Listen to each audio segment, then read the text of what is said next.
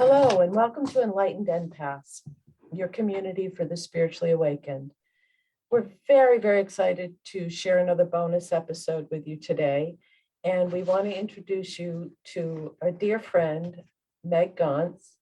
And Meg is an amazing woman. Her story is incredible. And she met Ned, the love of her life, after a full and busy life as a failed Rockette. She was too short by a half an inch. And then she entered into all areas of science, another strength and love, as a research assistant in virology and microbiology at Brandeis University in her hometown of Waltham, Mass. Then a great job as a med tech in infectious diseases at a Worcester, Mass hospital. Then a fascinating time working with Ned, helping to run his funeral business until they retired. Meg began writing songs about her life during this time, but nothing like what was to come after he chose to open the upward door. Meg has channeled these gorgeous songs from her husband in spirit. And one of the reasons we wanted to share Meg's story with you is because it does truly, truly exemplify that love doesn't die. We do have a connection with those who have been with us here and continue to be with us in spirit. And welcome, Meg. We're so, so excited you're on here with us today.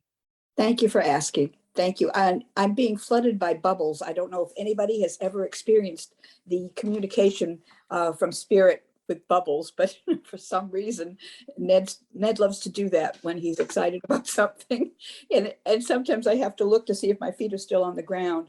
And you had actually conveyed something to our daughter about when they were young, when she was young. They used to like to watch Lawrence Welk. And I'm wondering if the champagne bubbles had anything to do with this kind of manifestation. Who knows? No way to know. But anyways. And see, I think that's a great thing that you get a physical reaction when you know your Ned is around, don't you? I do. It's kind of exciting. And they're big bubbles. They're probably like an inch around. Inch in diameter. Could you share with us how the song started? I was playing my own little version of Bach's Air on the G string. I had taken lessons from a former concert pianist, a Carnegie Hall concert rehearsal pianist. And I like to do my own arrangements of classical and Baroque. And she hated that because she said you should read the notes, but I was either too lazy or just too inventive. So I was doing the Air on the G string, which was one of my favorite pieces of music. And when I stopped, all of a sudden my fingers didn't want to stop. And I hear this voice that in my head, the Ned in my head, I call it. And it was giving me this amazing explanation of, well, I wouldn't change a thing or relive any day. We had a song to sing. We had so much to say. I went, I ran and got a pen, pencil, and paper, and I kept going. And it was in less than 3 minutes, words and music complete. And if I didn't have it transcribed, I would have lost it. That's because it was coming from a place that, as you said, I hope you don't think you wrote all these songs yourself. I don't. I love that. Keep me humble, Denise. Keep me humble. You know what it is? It's spiritual songwriters, and I can almost see them, like the Tin Pan Alley ones who are gone already, like maybe a half dozen going, I have something I want to put this in the musical birth canal. I call that the musical birth canal because it has a definite vibration. And this channel type of writing, did it start after your husband passed? Yeah, it did. It started after everyone had gone home, and about 3 a.m, that seems to be the witching hour, I would sit at the piano and cry and play and just noodle around. And then suddenly things would come through, like the Who Am I song. Who am I? Tell me. I'm still answering that one. I'll probably be answering that all my life. But they just kept coming. And there's some that I haven't even recorded because it's just a little too painful. Words and music, all complete. And I think the words drive the music, I'm pretty sure. Fascinating stuff. I got rewired, Samantha. That's what it feels like. Because I was not too bad with being able to record things. I had a little home studio, and my husband wanted me to do songs of our hometown. And I fought him, it was like three years before he died. I said, I don't want to do this. He said, I want you to do it.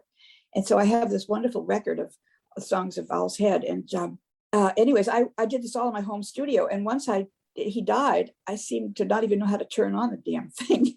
It was very strange. And I feel as though I've been rewired in a different way. Strange, but that's the way it happens. Beautiful. But what else is really cool is how the songs are sequenced through the process of grief. That Yeah. every song leads to the next. And I listened to the CD that you sent me, the songs, and at one point I could feel where it started to shift from raw pain to Yep. truly embracing, okay, this is my reality now. Where do I go from here? It gave me willies from head to toe, Meg, because Really? I just felt this wave of, Ooh. unless you've been there and you've been with someone and loved them so deeply, you cannot understand what that loss feels like. And Yeah. you put that to lyrics and music in a way that I immediately thought of. I flashed to how my mother felt after my father died unexpectedly. And she Mhm. was trying to find the words and she was trying to articulate it. And you put that into a song that so many people will relate to. It was beautiful. Wow. Absolutely beautiful. That's wonderful. My producer had a moment too when his mother was visiting, and there's a song I did, Lucky Girl. She lost her husband, not through carelessness. I love to say that and make people laugh. About a year and a half before. And he said, to watch my mother cry and get it, and to hear, you sing this so honestly, and your pain was there, but also your joy was there. He said it was just amazing. So glad I'm for the project. So, yeah. After working in a funeral home for as many years as you and Ned did you feel prepared for grief, if there's such a thing? Mm, yes and no. I saw what it looked like day to day, but no, not until it really hit me hard. But I'd hear these conversations between women saying, well, I lost my husband, but I got over it. And the other one would say, well, I'll never get over it. Oh, you'll get over it. I'm sure you'll get over it. Back and forth, back and forth. And it was kind of amusing, but it wasn't funny when it happened to me. We had some moments just before calling hours, we called them, when you could almost feel the spirit hovering around. And when there was an angry spirit, oh my goodness, we could feel that too. It was kind of spooky. But What did it feel like? The different the anger, energies? some of it felt very peaceful and very loving. And we'd pray, and say, we're taking the best care of you that we know how. You go to the light, just keep that light, and we'll comfort the people the best we can. But with the with the angry ones, we just kind of pray as big as we could. But it was wonderful working with him. He said afterwards, the net in my head, like a streamer on a TV screen, would say, "You made it so much nicer being in a creepy business. It can be creepy. You made it so much nicer. You made me happy that you were with me doing that." And it was amusing too. A lot of the times it was very amusing. I can't tell you some of the stuff that went on, but it was a very fulfilling life. I'm glad I was there. And people, would say, "Oh, funeral director's wife." I'm thinking, "Oh, they're profiling me." Yep. She looks so normal, but apparently she isn't. We don't But want to be normal anyway, do we? oh, normal is overrated. Yeah. Yeah. I think it's interesting too that not only did you sense that you were the person that made sure someone was presented in their best light. You Oh. did their hair, their makeup. You were in like physical contact, and as sensitive as you are and as empathic as you are, that Mhm. must have been really difficult at times. I talked to them. We both would talk to them.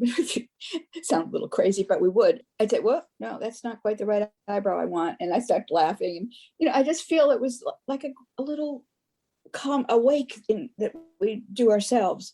My communication with the departed, it felt real to me. But it was a good life, and I'm really glad I did it. And we have some wonderful memories, some horrible organs that none of the instruments in Maine seem to have middle C. It's always missing, and that's really a nice note to ground yourself on. And I remember one funeral that went on and on and on, and I kept playing music, and one of my friends came up and said, "You stopped the hymns about an hour ago, didn't you? You're playing your own stuff." That was funny. One of the things I'd love to read is that you were going through a really difficult time, and Ned sent you, "I'll be with you where you go, closer than the air you breathe. You Oh won't see God. me, but you'll know. Part of me will never leave." And I thought that gives me willies from head to toe every damn time I hear it or read it, because you know that's coming from your husband, Oh yeah. and it is such a beautiful gift. As I think I told you, I had written nevermore in this time and place, nevermore your smiling face, nevermore your warm embrace, nevermore. Oh, and I was in a fetal position in the middle of the night. I'm telling you, I was in such pain, in such grief. And all of a sudden I felt pushed out of the bed, and I ended up on the desk, a piece of paper, and I started writing. And when I came to closer than the air you breathe, I thought, what a gift. Every time I breathe there, I mean, even today, when I breathe, I think of Ned, closer than the air you breathe. And they are, I'm sure they are. So what a gift that song was. You won't see me, but you'll know. Part of me will never leave. Oh, So. such an important message. Is that the main way he communicates with you, or are there other signs you get and messages from him? I call it the Ned in my head. I almost see these streamers like you would on television with the little latest headlines of the news of fresh disasters coming through. And so he gives me information that way. And then sometimes I'll just see this little spinning wheel, like something's downloading. And then suddenly I know something that I didn't know before. And I think that could probably be Ned. I have to be careful listening and quiet enough to hear it. I could be imagining it too. Some people said that I wrote certain things in the middle of an adrenaline storm, but when the voice that I heard was not my voice, I didn't say, as Ned did when he left notes on my computer, that when he saw the damage done to his body, he knew he couldn't go back into it. So he chose the open upward door. I'm pretty good with words, but that one was certainly not mine. And so that first song, I wouldn't change a thing. It definitely was in his voice, but there's no way I can prove it. And that's what's so interesting about Ned.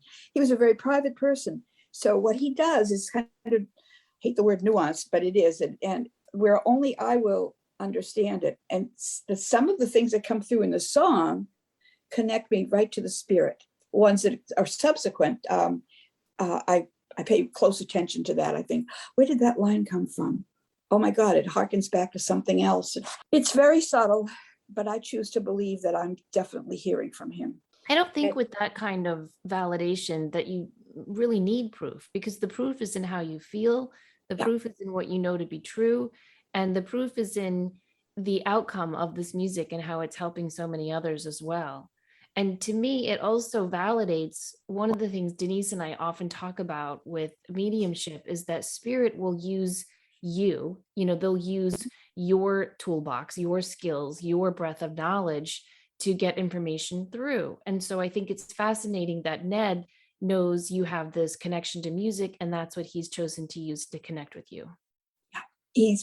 I'm being played, Samantha, and I love that idea. I'm being played. Somebody's tickling my ivories. No. Did I say that? Can we leave that on there? But that's the way it feels. Of course we can. I'm lovingly being played, and that's probably all that's going to happen for a while, romantically. But I think that's another part of this whole message that you're sharing, is that you still obviously love your husband very much. He's still a part of your life. You've worked through this grief, but you're absolutely a joy. I mean, you're happy, you're vibrant, you're vivacious. You're not, you haven't stopped living here because of your loss. And I think that it's different. It's never what you could have expected, but you continue to grow and evolve and sing and play. And I think that's an important message as well. And here's one of the things that got downloaded. And I just suddenly knew this. I could hear him say, if I hadn't left, you wouldn't be going to do what you're going to do. I had to get out of the way so that you could go on and do something even more important. Whew. Oof, bubbles again. Thank you. So tell us how you are sharing this beautiful gift of your music. Well, I'm not at the moment. I'm sort of perched like a diver on the edge of the board. I've been asking for inspiration. Use me. I'm willing, but make it easy, make it fun. I don't want to struggle. I'm tired of struggling. I play for people around. COVID has really put a damper on a lot of things, but the people I play for, they get it. They are impacted. I had one woman just cry her brains out the other day and just hugged me. And this was an interesting situation because this is a song about what I thought love looked like. She was going through something very, very difficult. I would not want to be in her situation. And I hardly knew her, but she asked me to play music. And I said, because she knew I did that. And so it was, if you love me, I just might be your first thought in the morning. If you love me, I hope you think of me before you sleep. And through the hours of your day, the thought of me would make you smile. At least I hope that's how it all would be. If you love me, if you love me. Well, the tears just wouldn't stop, because that's a romantic way of, when you love somebody, you can't get them out of your mind. And I don't think she was experiencing that for the love interest. The love interest was a little more shallow. But the middle part was, it may never come to be, it may never come again, but I've been loved like that way back when. Hi, Ned. And I miss the kind of love that I had then. I had it once, and maybe I can have it once again. Big sigh. And by the time that whole thing was finished, this woman that I hardly knew had me in a huge hug. So that's the sort of thing. The grief ones are very impactful. The coming alive again are really what is amazing. And I know they're not mine and that I'm being played, is that each one I've done, I think, wow, that's good. And then the next one is, that's even better. Oh my God. And it's just like and the second CD is not as good as the third CD. So the growth is there, and they're really feeding it to me in doses that I can absorb. It's an exciting ride. In fact, I want to do something with Denise and the songs. I need to have some input there, because that's magical. And I don't want to do a misstep. I want this to be what it's supposed to be. So I'm listening very carefully to Spirit, all the prompts. Yes. And we'll see where it goes. But I'm just at the beginning. And another scrap of song that I had written, that when I talk to people about it, I don't sing it, but they'll say, what's it all about, Alfie? Something like that. And I'll say, in the beginning, we had it all, ours to command, ours to recall. Where did it go? Nowhere at all. It's still the beginning. And if I can keep that in mind, oh God, the bubbles. It's so exciting to think that it's still the beginning. So there we have it. I'm ready to take the dive. That's beautiful. Music is like a time machine, isn't it? It can take us back to a past memory, but it can also help us visualize a future event, and prepare us to dive off that board. Yes. Yeah. And it's like, it's been my counselor. My producer is a family therapist, and he's wonderful. And he just says that this has been your counselor all along. Every time you have a question, you write a song, or they send you a song. And he's added tracks to this, which make it so much more than it was to start with. He says you have an honesty that people notice when they hear you sing. But he said he really enjoys adding things like a cello line or a string line, and he's really good at with the guitar. So we're having a good time. I remember thinking, what must it be like? Because I always write alone. What must it be like to be like an Elton John and a Bernie Taupin, to share that back and forth? And I asked that question, what must it be like? And there it was. I said, would you add a couple of tracks? He said, I don't know if I'm good enough. I said, I think you are. And boy, is he good enough. So I'm just thrilled with what he's done. And then, of course, I get people say, well, if you ever do anything commercially with it, what will you do about his getting credit? I said, he's going to get full credit. Trust me. I have nothing that I feel jealous about, or, this is all just such a gift. And working with a musician like that is wonderful.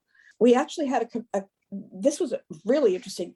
My piano tuner went to see somebody in North Carolina who had added one track to one of my songs, and they got talking about me.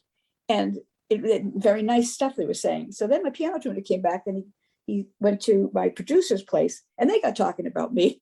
And he said, she's got a really nice voice. And I think she's got some stuff that's really commercial. And that was, and he said, of all the people poised to do anything in the marketplace, she is probably going to be the one to do something of all four of these people, that he was talking about. And I didn't expect that because I admire this man as a working musician. He's well known, and it just came out of nowhere. And I think because I had asked Ned that week, I said, what am I supposed to be doing with this stuff? Is it supposed to go further than just my history? Which is fine. If that's all it is, it's a pretty interesting history. So, and I can put it on and relive 5 years, boom, just like that. So.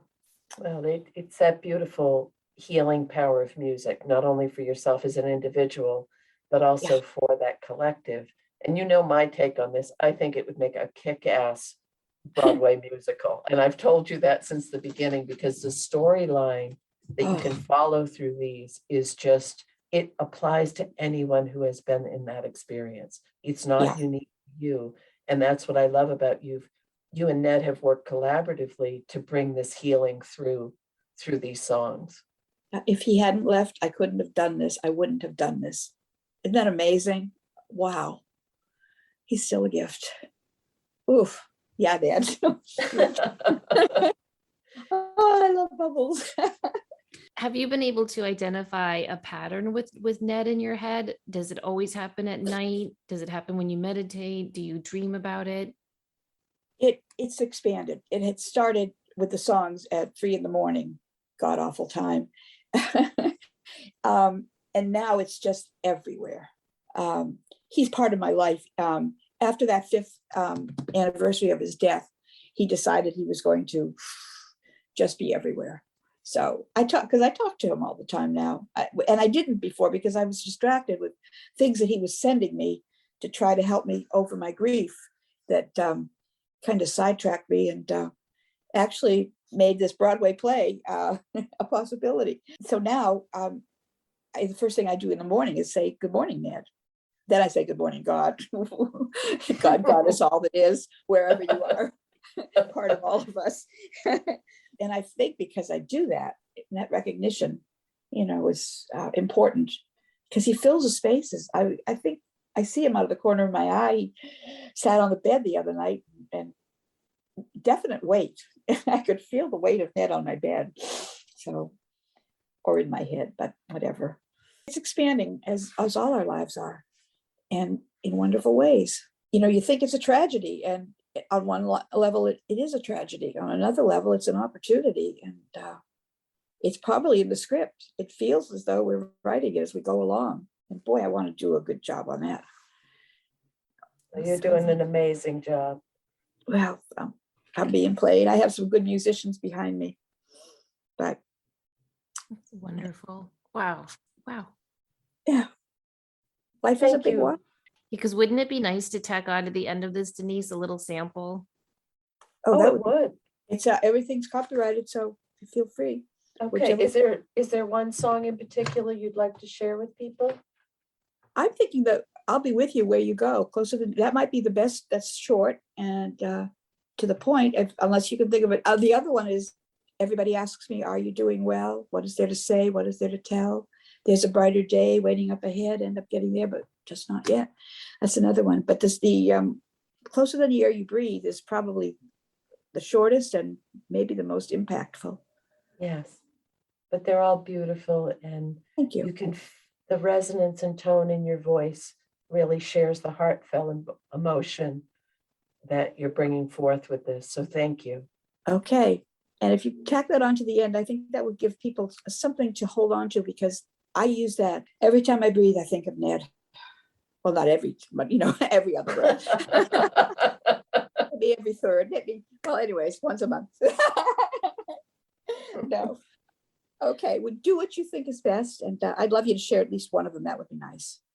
Definitely. And I'm sorry that you've had to go through this grief, but what a gift to experience the magnitude of this love in your life. I think very few people really get to experience that kind of loving relationship. And what a gift to hear how you and Ned had that and continue to. So we really appreciate you coming on to share that. It's very, very inspiring and uplifting. And I just can't wait to hear the music. Thank you. And I'm sure Ned is going to be very happy to hear his input, because that is definitely his song. That's him, saying, you're going to be okay, Mama, because you always call me Mama. So cork the bottle and share the bubbles, right? That's right. Absolutely. Okay. Thank you. And thank you everyone for listening. We hope you enjoyed this. We'll post some links so you can learn more about Meg in our show notes.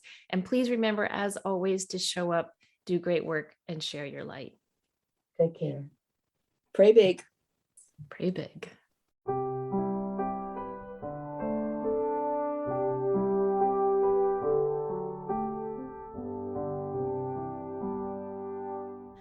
I'll be with you where you go, closer than the air you breathe. You won't see me, but you'll know part of me will never leave. Take me with you where you go, in your loving memories. Gone from sight, but still you know part of me will never leave. When you're lonely, when you're blue, think of me, I'll comfort you. Whispered love in your ear, out of sight, still so near. I'll be with you where you go, closer than the air you breathe. You won't see me, but you'll know part of me will never leave. I'll be with you where you go, closer than the air you breathe. You won't see me, but you'll know part of me will never leave.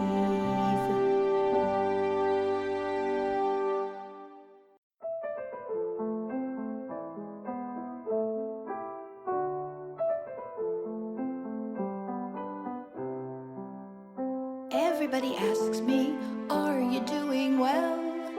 What is there to say? What is there to tell?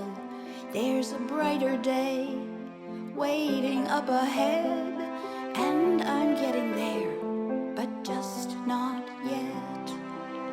Loving you has changed everything in my life. It was like a dream coming true. And we had all those years, those memories. Life can't take that away from me. And everybody asks me, are you doing well? What is there to say? What is there to tell? There's a brighter day waiting up ahead, and I'm getting there, but just not yet. Losing you has changed everything in my life. We had love beyond words to tell, and now I try to figure out just who I am and who I'll be without you and me. And everybody asks me, are you doing well? What is there to say? What is there to tell? There's a brighter day waiting up ahead, and I'm getting there, but just not yet. There's a brighter day